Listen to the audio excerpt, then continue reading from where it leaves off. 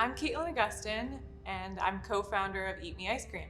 I'm Amber Odner, and I'm the other co-founder. Caitlin and I are best friends from high school, and we are both artists and saw a need in our local community when we both moved back to Rochester in 2011 for a truly homemade craft ice cream made from scratch. So that was the inspiration, also to create something that was inspired, that was imaginative, playful, creative, really bringing creativity and imagination back into food. And Alice in Wonderland is our inspiration for the name Eat Me. So I can give you a little gateway into part of what inspires us. We like to say taste is a gateway to discovery. And what we mean by that is letting your senses be overwhelmed by flavor, taste, and imagination. Bringing that back to food and not being a forced thing or something that you have to count calories or worry about this or worry about that. It's supposed to be a fun, flavorful experience in which we work off of our surroundings, chefs that we work with, and farmers to create those flavors and be inspired by the seasons. We identify our company as plant-based, and our dairy-free ice creams are all vegan. And we we dabble in a little bit of dairy, so we're not 100% vegan.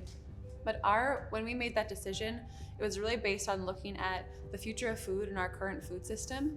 So we saw our plant-based as really being a way that was more true to our values in terms of sustainability, things that are better for the planet, and things that are going to be possible in the future as we move into the future where food systems are in dire need of adjustment. We have put years and years of experience into creating our formulas, and we are still tweaking them to this day and finding out what really works.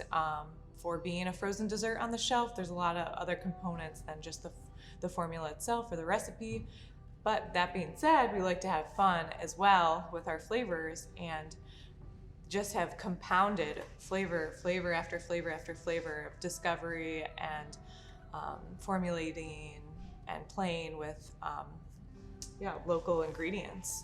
Yeah, and we're definitely taste and flavor first. So our number one priority is that mouth feel and experience, and that it's super fatty and creamy and rich.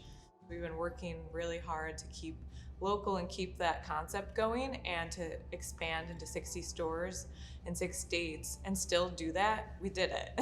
So It's really gratifying, and we hope people get what we're doing because of that one collaboration.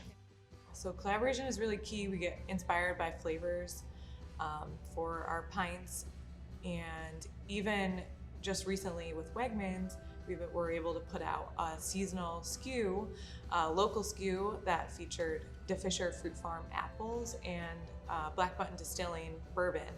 We definitely can't do it alone. Yeah. And that's not the point with any business, I think. We want to really break that. Also when you're running your own business, you can feel very much alone because you're managing it all by yourself. But we aren't, and people want to collaborate, and we have such a wealth of resources around us to play with, and bringing each other up as we all grow, I think is something that's really valuable to us. All summer and into the fall, we're gonna be doing a lot of production here and then opening up the front space to more collaboration, what we were just talking about. So doing tastings, some food concept testing. We're in about 60 Wegmans across 6 states, and there is a map linked on our website. Also, you can find us at many independent retailers in Rochester, in Whole Foods in Buffalo, Albany, Philadelphia, and in the Park Slope Food Co-op in Brooklyn. Yeah. As well as a variety of restaurants. So you may have eaten our ice cream and not known because it wasn't maybe listed, but we do work with a lot of local restaurants. And of course, you can find us at our home creamery on Fridays during open hours. And that's the best place to get all of the funky, one-off, can't find it anywhere else flavors.